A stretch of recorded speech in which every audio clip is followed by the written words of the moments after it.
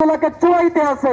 আমি আপনাদেরকে দেখতে চাই এই যে ইসকান যেভাবে বাংলাদেশের আইনজীবীকে যেভাবে হত্যা করেছে, এটা বড় দুঃখজনক হলেও সত্য যে আমরা সারা বাংলাদেশের প্রত্যেকটা থানা থেকে যদি আমরা গর্জে উঠি ছাত্র জনতা, অবশ্যই শেখ হাসিনা যেমন ৪৫ মিনিট সময় নিয়ে বাংলাদেশ ছাড়তে বাধ্য হয়েছে, অবশ্যই আজকের এই জনতার থেকে আমাদের প্রধান উপদেষ্টার কাছে দাবি, কেউ যেন ৪৫ মিনিট না ৪৫ সেকেন্ডের ভিতরে গ্রেপ্তার করে আইনের আওতায় আনে।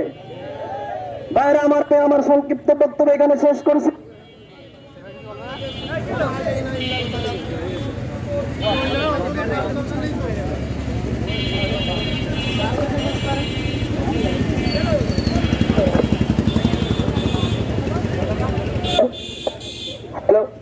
হ্যালো এই পর্যায়ে সংক্ষিপ্ত আলোচনা নিয়ে এসছেন যশোর জেলা ছাত্র দলের সাংগঠনিক সম্পাদক জাকারিয়া হোসেন।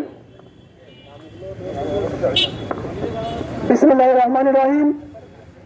গতকাল চট্টগ্রামে খুনি হাসিনার দেশের ফ্যাসিস্ট হাসিনার দেশের ইসকন কর্তৃক আমাদের ভাই সাইফুল ইসলাম আলিফ ভাইকে নৃশংসভাবে হত্যার প্রতিবাদে মনিরামপুরের ছাত্র সমাজ আয়োজিত আজকের বিক্ষোভ সমাবেশের সম্মানিত সভাপতি আমার সামনে অবস্থ মনিরামপুরের বিভিন্ন ছাত্র সংগঠনের নেতৃবৃন্দ ভাইয়েরা, সকলকে শুভেচ্ছা জানাচ্ছি।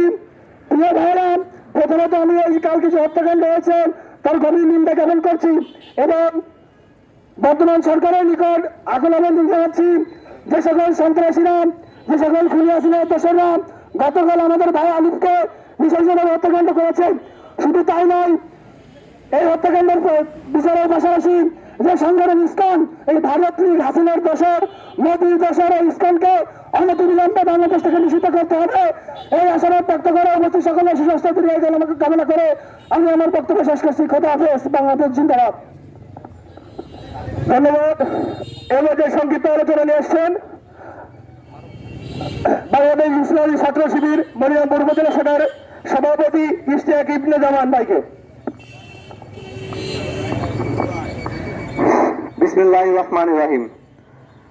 সন্ত্রাসী সংগঠন ইসকন কর্তৃক আমাদের প্রিয় ভাই সাইফুল ইসলাম ভাইকে হত্যার প্রতিবাদে আজকের বিক্ষোভ মিছিল পরবর্তী সমাবেশে উপস্থিত সকল ছাত্র জনতা ভাইকে আমার বিপ্লবী সালাম, আসসালামু আলাইকুম রহমতুল্লাহ। সম্মানিত ভাইরা, আপনারা জানেন এই ইসকন নামক জঙ্গি সংগঠন কিভাবে আমাদের ভাইকে সাইফুল ইসলাম ভাইকে কুপিয়ে সরাসরি সরেজমিনে কুপিয়ে হত্যা করেছে। আমরা তীব্র নিন্দা ও প্রতিবাদ জানাই। সম্মানিত ভাইরা, আপনারা জানেন এই খুনি হাসিনার মদতপুষ্ট সংগঠন ছিল ইসকন। আজকে স্বাধীন সার্বভৌম বাংলাদেশে এই ইসকনের কোনো ঠাঁই আমরা রাখবো না। এই মনিরামপুরের মাটিতে যদি ইসকনের কোনো সদস্য কোন রকম সন্ত্রাসী কার্যক্রম পরিচালনা করার দুঃসাহস দেখায়, তাহলে আমরা বলতে চাই তাদের পিঠের চামড়া থাকবে না। সম্মানিত ভাইরা, আপনারা জানেন আমাদের ভাইকে যেভাবে হত্যা করা হয়েছে, এখনো পর্যন্ত কাউকে গ্রেপ্তার করার খবর আমরা পাইনি।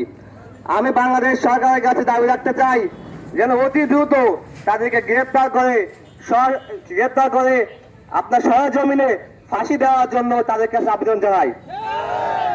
সম্মানিত ভাইরা, আপনারা জানেন আমাদের মনিরামপুরে হিন্দুদের একটি বৃহৎ শক্তি আছে। যদি আমি হিন্দু ভাইদেরকে বলতে চাই, আপনার সাথে আমাদের কোনো শত্রুতা নাই। যদি আপনারা ইসকনের উস্কানিতে পা দিয়ে কোন রকম দুষ্কৃতি করার চেষ্টা করেন, তাহলে আমরা ছাত্র সমাজ তার দাঁত ভাঙ্গা জবাব দেবো ইনশাল্লাহ।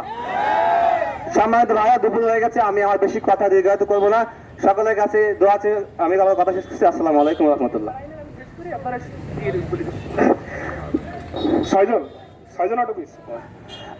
ধন্যবাদ। এ পর্যায়ে আজকের এই সংক্ষিপ্ত প্রতিবাদ সমাবেশে সভাপতি বক্তব্য নিয়ে আসছে বছর অগ্রণী ছাত্র আন্দোলন মনিরামপুর উপজেলা শাখার অন্যতম সমন্বয়ক ও ছাত্র প্রতিনিধি ফয়সাল মাহমুদ। আউযু বিল্লাহি মিনাশ শাইতানির রাজিম। বিসমিল্লাহির রহমানির রহিম। প্রথমেই আমি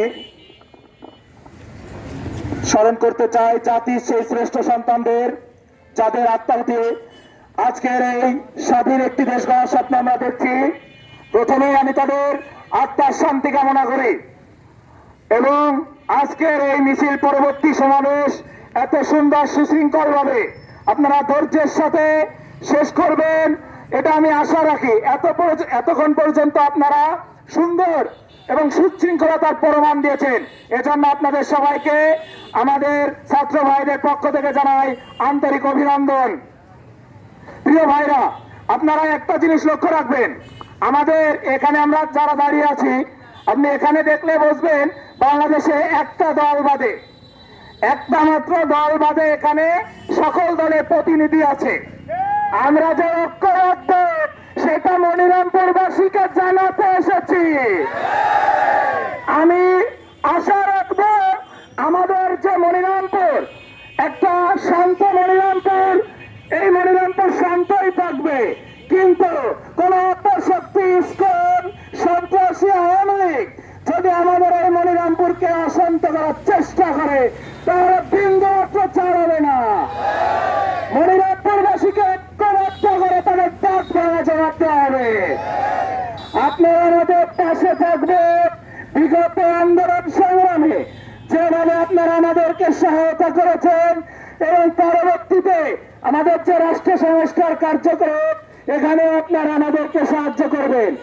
একটা জিনিস মাথায় রাখবেন, আপনারা যারা কথা বলতে পারতেন না তারা 5 তারিখের পর থেকে কোনো ভয়ভীতিতে আর কান দেবেন না, সকলেই কথা বলবেন, অন্যায় হলে ঐক্যবদ্ধ হয়ে প্রতিরোধ করবেন। আমরা জানেন এখানে ঐক্যবদ্ধ, আপনারাও কোনো জায়গায় অপরাধ সংঘটিত হলে ঐক্যবদ্ধ হয়ে দেখেন। অপরাধী পালাতে সক্ষম হবে আপনাদের ঐক্যবদ্ধ প্রতিরোধে। আমি আমার এখানে ছাত্রদল, ছাত্র শিবির, ছাত্র অধিকার পরিষদ, বাংলাদেশ জামায়াত ইসলামী পরিষদের সকলকে একটু হাত উঁচু করে দেখাতে বলছি। গণ অধিকার পরিষদের বাইরে একটা হাত উঁচু করে দেখান প্রতিনিধিরা। আপনারা জানেন যে সারা বাংলাদেশের ছাত্র ঐক্য হয়েছে, আমরা ঐক্যবদ্ধ, আপনারা এটা দেখে রাখেন। আর আমাদের যে আমরা সবাই একটু হাতটা উঁচু করে দেখাই ভাই, আমরা যে ঐক্যবদ্ধ তার প্রমাণ চাই ভাই। আপনারা ঐক্যবদ্ধ থাকলে অন্যায় প্রতিবাদ করবেন। হিন্দুরা আমাদের শত্রু না ভাই, ভাই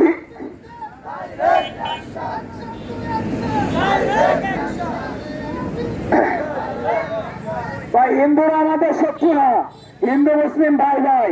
কিন্তু ততক্ষণ পর্যন্ত ভাই ভাই, যতক্ষণ পর্যন্ত একজন মুসলমানের স্বাভাবিক কর্মকাণ্ডে হিন্দু ভাইরা মুসলিম ভাইরা বাধা প্রদান করবে না ততক্ষণ ভাই ভাই।